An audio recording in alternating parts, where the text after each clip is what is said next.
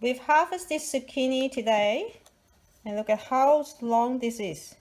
This one is about 24 centimeters, and this one is about 17 centimeters. We're going to cut the small one up today. We're going to make some zucchini chips.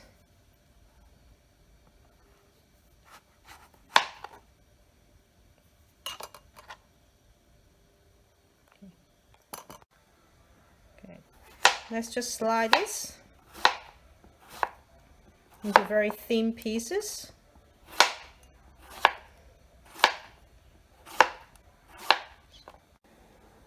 Okay, now we add some pepper and salt.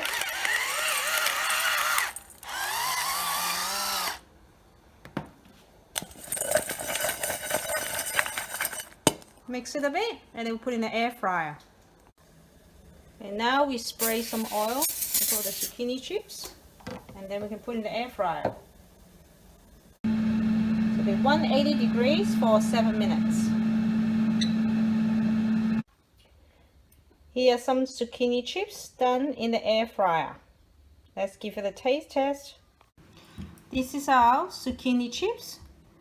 It's very refreshing, sweet, and healthy.